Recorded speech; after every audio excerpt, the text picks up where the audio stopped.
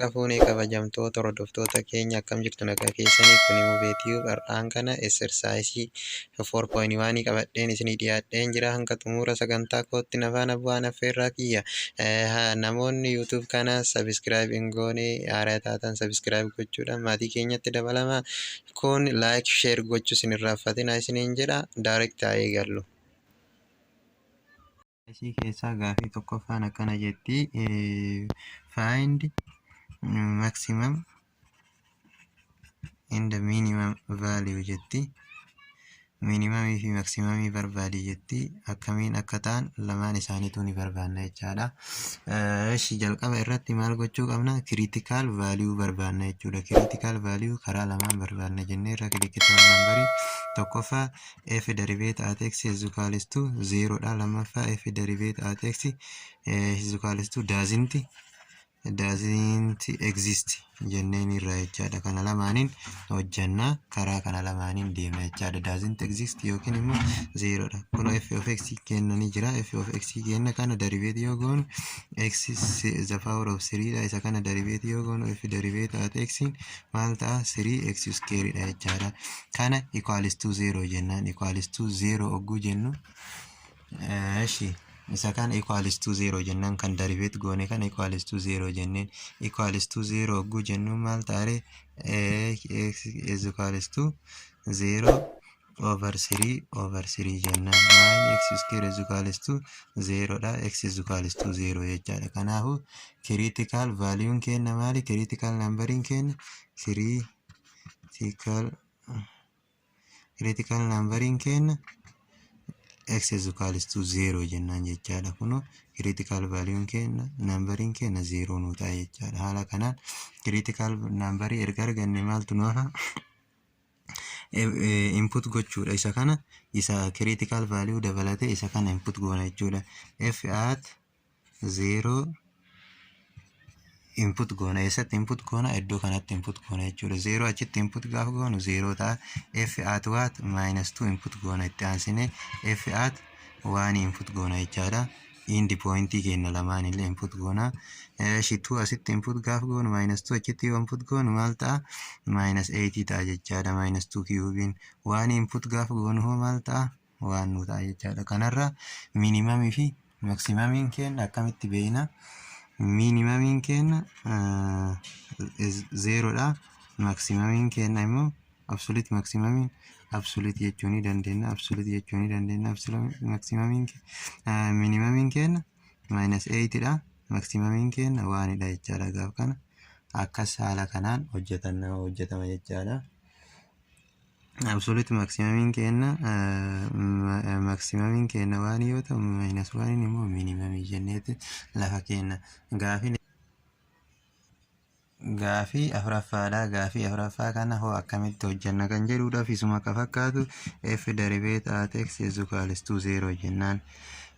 F derivate at x is equals to 0 ogguu jennuun isa kana derivate gochuu qabna jechaadha. Tokkoon 2 koomanii akka 2 koomaniitti fudhannee 2 koomanii fudhannee cos of x derivate goona jechuudha. Cos of x derivate jechuun immoo cos of x derivate jechuun minus sin of x dha. Minus sin of x ta'a jechaadha. Cos of x kanaafu minus jennaan sin of x kun immoo x derivate jechuun 1 ta'a jechaadha.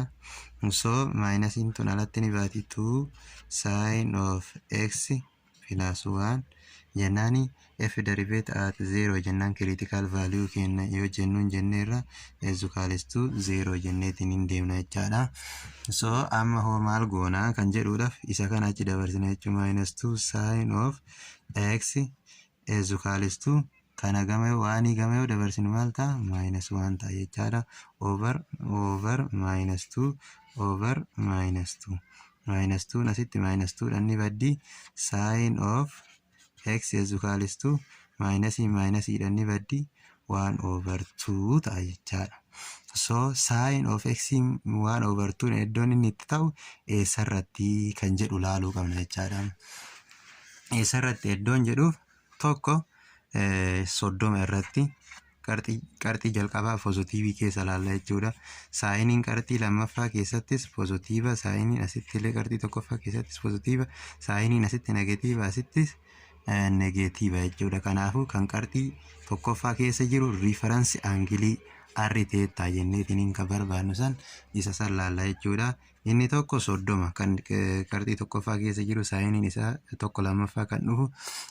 Inni biraa immoo 150 jechaadha. Asitti 150 irratti illee saayiniin isaa maal dhufa tokko lammaffaa dhufa. Kanaafuu 30 fi 150 jennaan. Kana lamaanii maaliin vaaliyuu isaa. So erga kana lamaan ta'ee maal goonaa kan jedhuuf amma immoo isa kana gama paayitiin kaa'uu qabna. Bifa paayitiin 30 times pi over 180 meeqa ta'a? 0 ni baddi 3dhaan tokko 3dhaan 6 maal ta'a?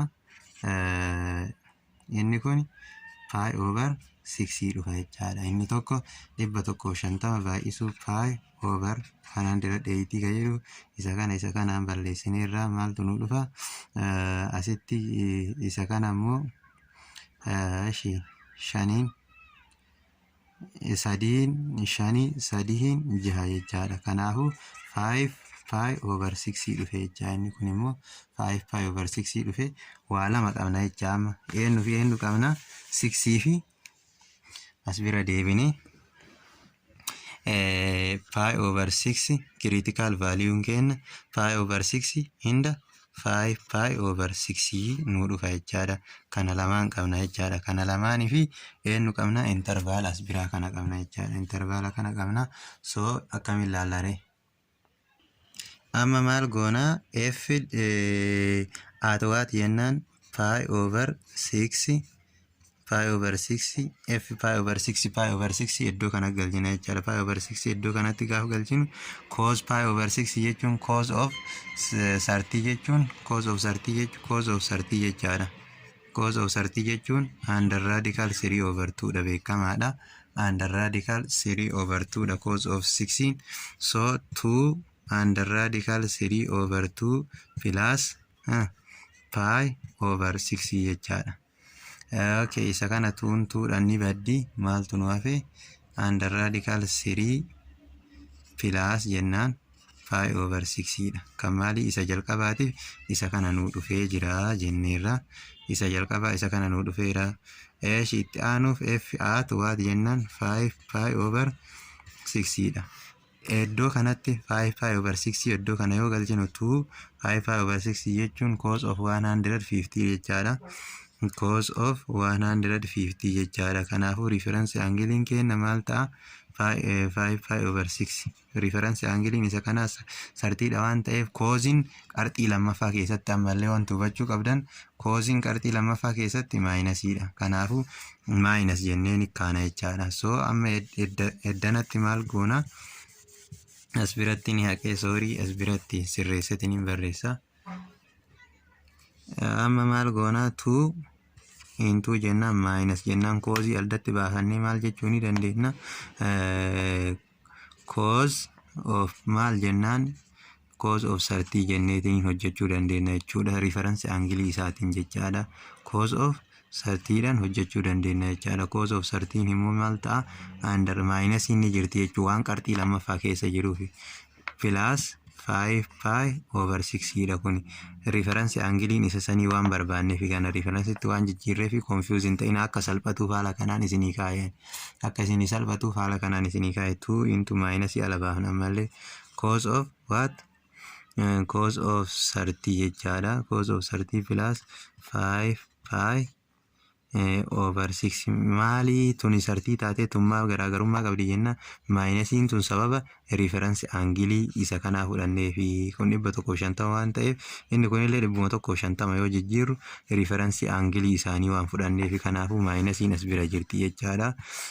So minus 2 under radical 3 over 2 plus pi over 6 jecha 5 pi over 6 jechaadha.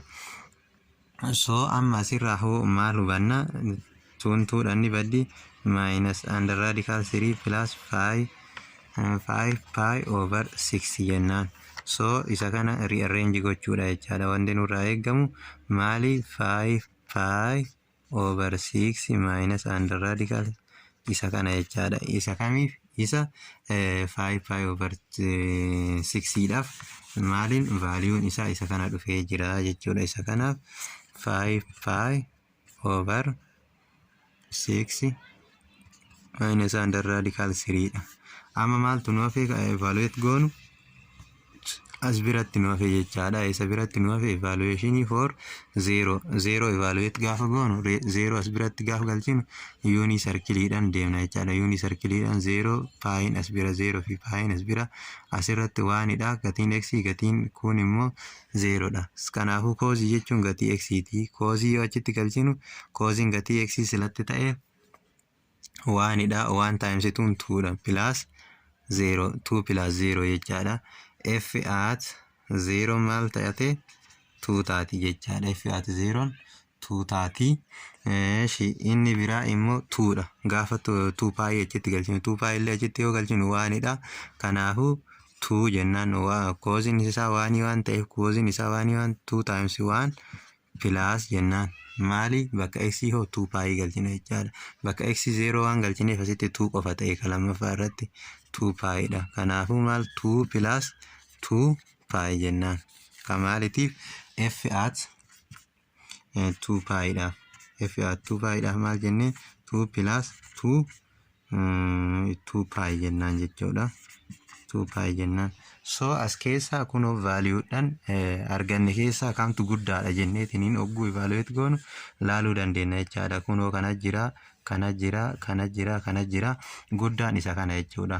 Lamarratti 2 pi yoo edaanu baay'ee naannawa 7.8 dhufa. Kun immoo baay'ee xiqqaata yoo gadi deebi'u 2 gad ta'a.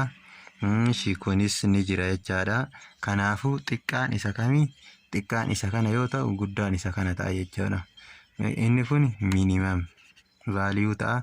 Inni asii immoo maximum ta'a jechaadha.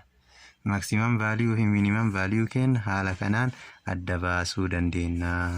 Maximumiin kami minimumiin kami ka jettaniif kunoo maximumiin isa kana jechuudha. 2 pi plus 2 pi. Minimumiin immoo 5 pi over 6 minus under radical 3 minimumidha jechaadha. Minimum. Kun immoo maxidha jenneetiniin haala kanaan adda baasnee jirra jechaadha. So kana fakkaata gaafiin kun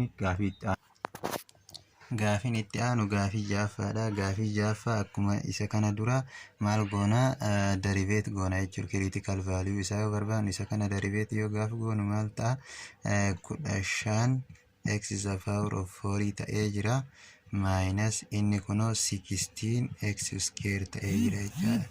Koo kana lamaanii jecha isa kana is equal to 0 jenneetiniin barbaanna.